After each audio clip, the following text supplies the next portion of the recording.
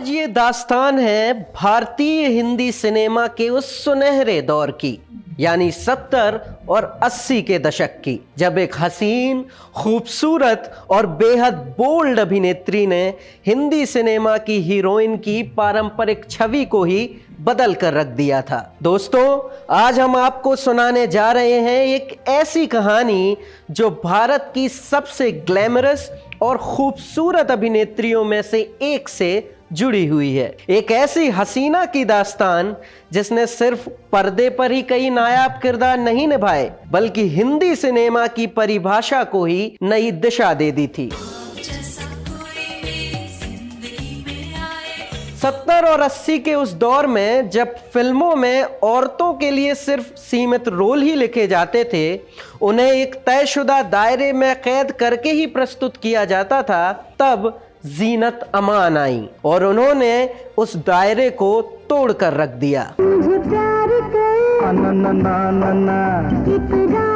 उस वक्त किसी ने यह सोचा भी नहीं था कि एक हीरोइन इतनी बेबाक, इतनी बोल्ड और इतनी बेमिसाल हो सकती है। समुंदर में नहा के। दोस्तों, इसके साथ ही मैं आपको बताऊंगा कि भारतीय हिंदी सिनेमा का वो कौन सा मशहूर हीरो था जिसकी फिल्म में दूसरी मशहूर अभिनेत्रियों ने बहन बनने से कर दिया था इनकार। ऐसे में कैसे इस अभिनेत्री ने उस हीरो की बहन के रोल को निभाया और कैसे उसी हीरो को आगे चलकर अपनी इस फिल्मी बहन से हो गया था प्यार।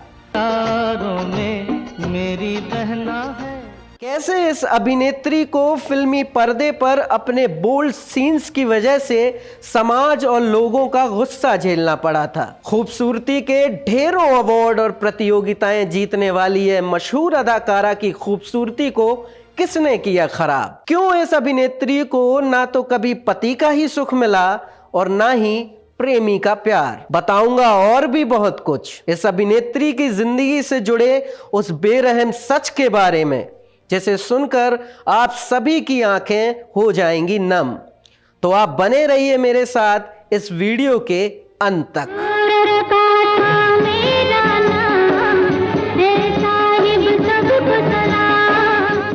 सिनेमा की दुनिया में जब भी बेबाकी, खूबसूरती और साहस की बात होती है, एक नाम हर जुबान पर आ ही जाता है, जीनत अमान। लेकिन ये जीनत अमान बनी कैसे, इसकी कहानी बहुत कम लोग जानते हैं।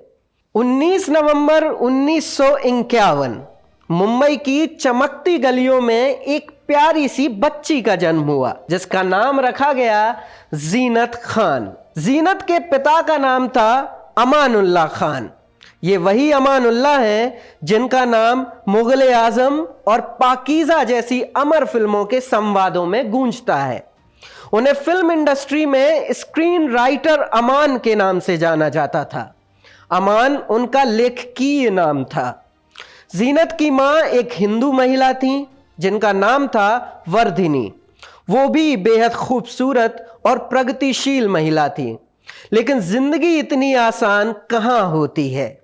जब जीनत सिर्फ 7 साल की थी तब उनके माँ बाप अलग हो गए और फिर जब वह 13 साल की हुई तो उनके सिर से उनके पिता का साया भी उठ गया।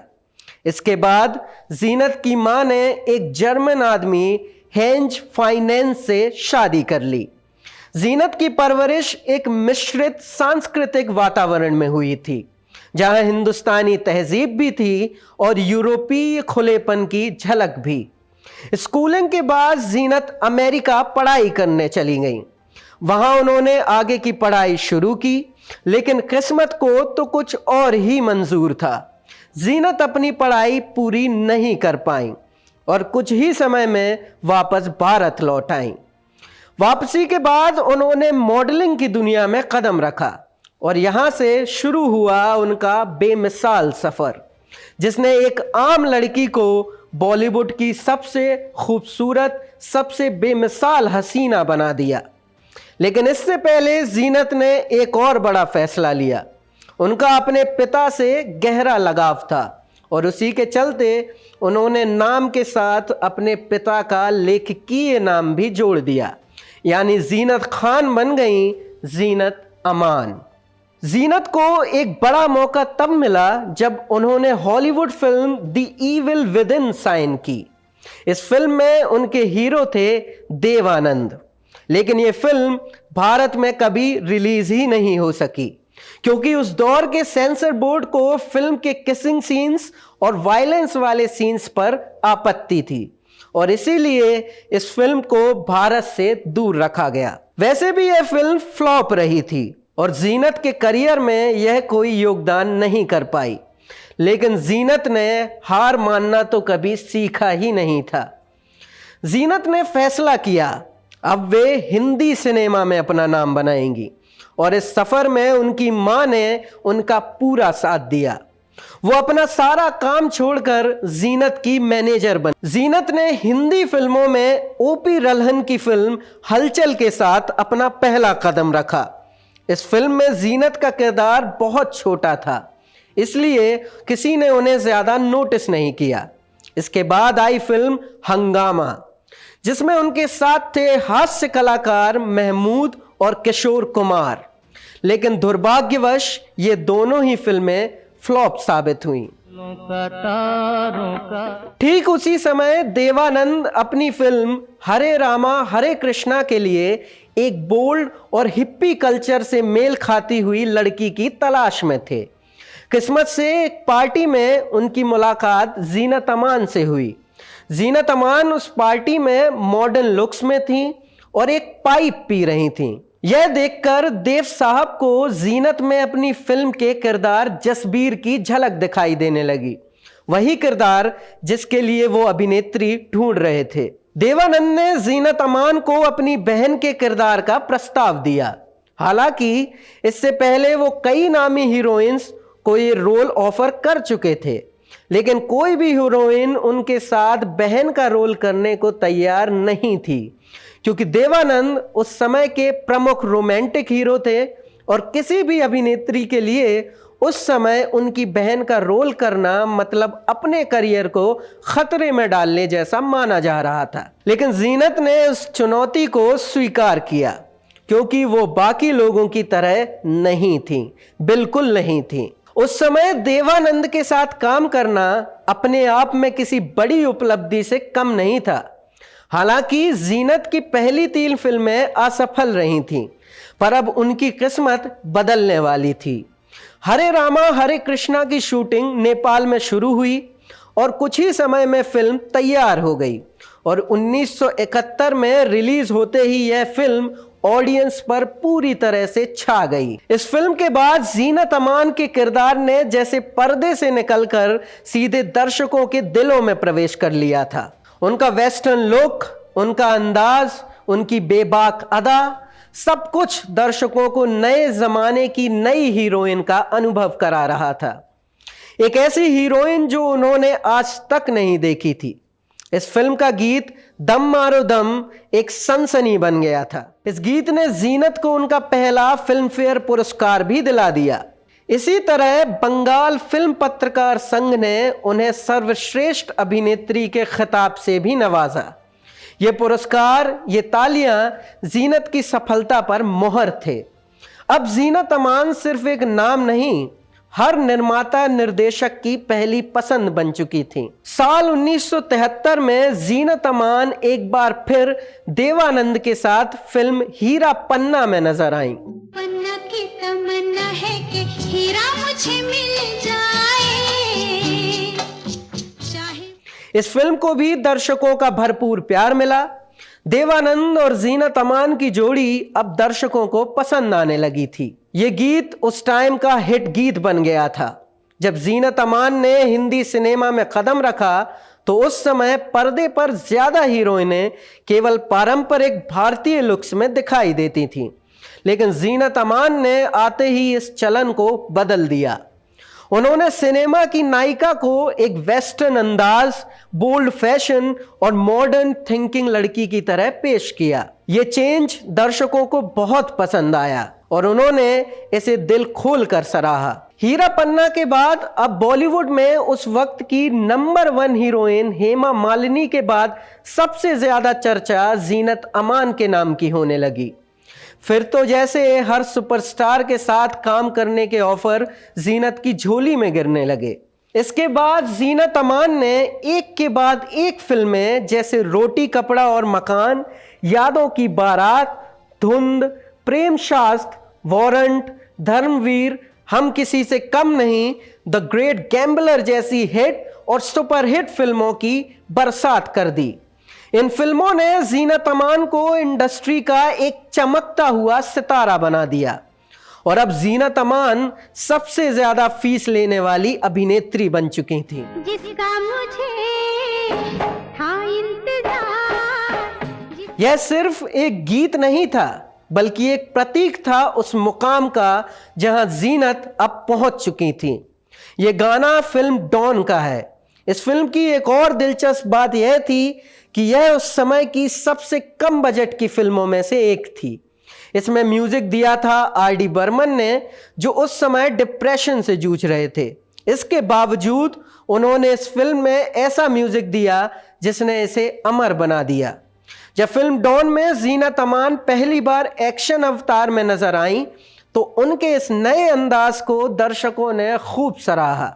इस फिल्म को नरीमन ईरानी ने बनाया था, लेकिन फिल्म की रिलीज से पहले ही नरीमन की मौत हो गई और उस प्रोड्यूसर को हेल्प करने के लिए उस वक्त की सबसे महंगी अभिनेत्री होने के बावजूद जीनत अमान ने डॉन के लिए एक भी रुपया नहीं लिया। वो ऐसा वक्त था जब जीनत अमान एक दिन में 2-2 शिफ्टों में काम कर रही थी। उस वक्त का हर बड़ा बैनर, हर बड़ा सुपरस्टार, हर कोई उनके साथ काम करना चाहता था। साल 1978 में उन्होंने एक और बड़ी फिल्म की जिसका नाम था सत्यम शिवम सुंदरम। यह फिल्म राज कपूर की थी। राज कपूर इस फिल्म के लिए एक ऐसी देहाती और सादगी से सजी लड़की की तलाश कर रहे थे जो सिर्फ दिखने में ही नहीं बल्कि चाल ढाल, बोली और आंखों के जज्बे में भी एकदम गांव की लड़की जैसी लगे। उन्होंने कई अभिनेत्रियों का स्क्रीन टेस्ट लिया लेकिन कोई भी इस मापदंड पर खरी नहीं उतरी और फिर एक दिन जीनत अमान देसी रूप, घूंघट, सूती साड़ी और नंगे पांव राज कपूर को बिना बताए उनसे मिलने उनके स्टूडियो में दाखिल हो गईं। राज कपूर जीनत को इस देसी अवतार में देखकर हैरान रह गए और उन्होंने उसी वक्त उन्हें सत्यम शिवम सुंदरम के लिए साइन कर लिया। जीनत अमान बताती हैं कि मुझे देखकर राज कपूर बोल पड़े कि तुम ही मेरी फिल्म की रूपा हो। उन्होंने तुरंत अपनी पत्नी को एक सोने की गिन्नी लाने को कहा और जीनत अमान को गिन्नी साइनिंग के टोकन के रूप में दे दी।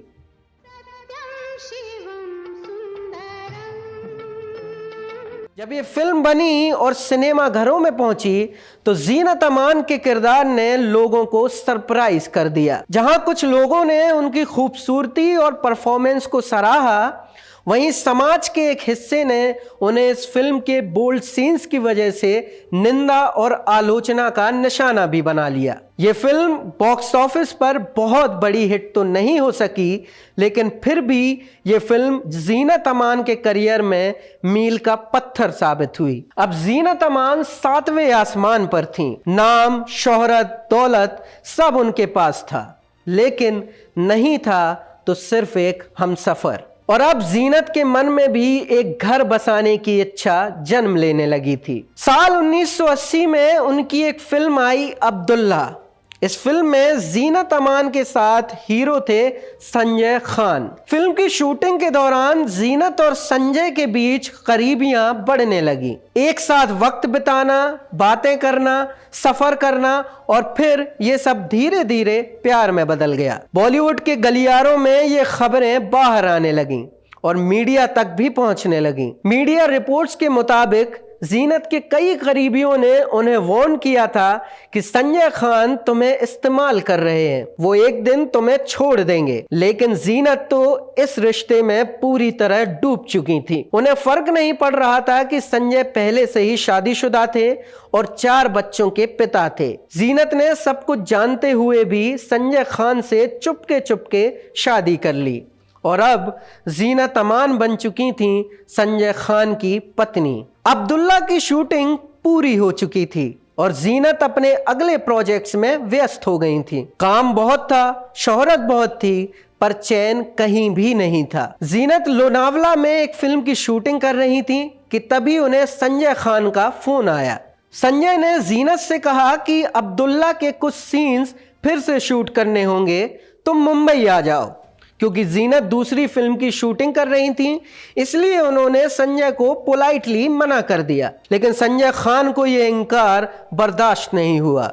उन्होंने फोन पर ही जीनत से गुस्से में गाली गलौज की और फोन काट दिया। जीनत को संजय की ये नाराजगी चुभ गई और फिर संजय के प्यार में पागल जीनत शूटिंग बीच में ही छोड़कर मुंबई लौट आई। वो सीधे संजय के घर पहुंची, लेकिन पता चला कि संजय तो होटल ताज में किसी पार्टी में है। जीनत बिना कुछ सोचे संजय से मिलने सीधे ताज होटल पहुंच गई।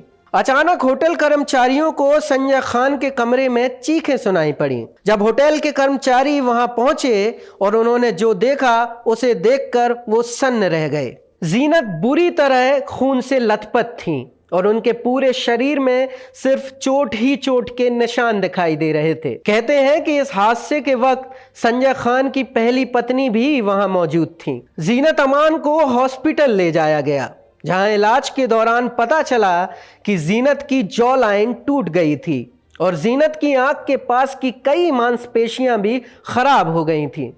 उनकी एक आंख को काफी नुकसान हुआ था और उनकी पसलियों में भी काफी गंभीर चोटें आई थीं। जीनत का यह हाल देखकर डॉक्टर भी हैरान थे।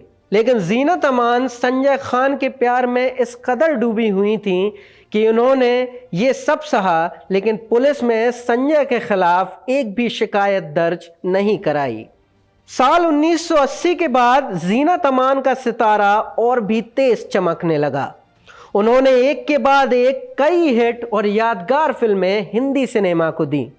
अली बाबा 40 चोर, कुर्बानी, दोस्ताना, इंसाफ का तराजू, लावारिस, तीसरी आंख, पुकार, जागीर जैसी फिल्मों में वो दमदार भूमिकाओं में नजर आई। हर किरदार में जीनत ने अपनी मौजूदगी इस तरह दर्ज कराई कि दर्शकों की दीवानगी हर फिल्म के साथ बढ़ती चली गई। जीनत एक बार फिर सफलता के सबसे ऊंचे पायदान पर पहुंच गईं। वो हर निर्माता निर्देशक की पहली पसंद थी और हर सुपरस्टार की मनपसंद हीरोइन। उस समय बड़े बड़े इंडस्ट्रियलिस्ट, प्रोड्यूसर्स और कई अभिनेता जीनत अमान से शादी करना चाहते थे, लेकिन जीनत ने उन सभी को साफ इनकार कर दिया, क्योंकि जीनत का दिल किसी अमीर या सुपरस्टार पर नहीं बल्कि बॉलीवुड के एक असफल अभिनेता के लिए धड़कने लगा था।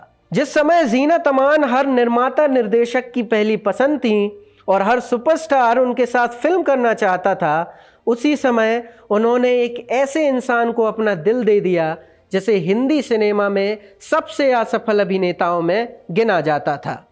इन जनाब का नाम था मजहर खान। मजहर खान एक ऐसा अभिनेता था जिसकी ज्यादातर फिल्में फ्लॉप थीं, जिसके फिल्मी करियर का कोई स्कोप नहीं था और जिसकी पहले ही 2 शादियां नाकाम हो चुकी थीं। तो इस प्रेम कहानी में एक और था जीनत का सुपरस्टारडम और दूसरी तरफ थी मजहर खान की असफलता और अनस्टेबल करियर। फिर भी जीनत ने उन्हें चुना, पर इस रिश्ते से जीनत की मां बेहद नाराज थी। जीनत और मजहर के बीच ना कोई मेल था, ना कोई समानता, पर अब जीनत मां बनना चाहती थी और वो एक घर बसाना चाहती थी। उन्होंने किसी को कुछ नहीं बताया और एक दिन चुपचाप सिंगापुर चली गई और वहां कुछ करीबी गवाहों की मौजूदगी में उन्होंने मजहर खान से शादी कर ली। जब यह खबर जीनत की मां तक पहुंची तो उन्हें सदमा लग गया और उन्हें दिल का दौरा पड़ गया। कुछ ही समय बाद जीनत गर्भवती हुई। घर में नन्हे मेहमान का इंतजार होने लगा, लेकिन शायद जीनत की जिंदगी में खुशियां अभी लिखी ही नहीं थीं। जीनत को एक दिन इस बात का पता चला कि मजहर खान उनकी पीठ के पीछे एक मॉडल को डेट कर रहे हैं। जीनत ने अपनी आदत के अनुसार इस बात को भी सह लिया। वो अपने बच्चे की खातिर इस बात को भुलाने को भी तैयार हो गईं। इसी बीच मजहर की तबीयत खराब रहने लगी।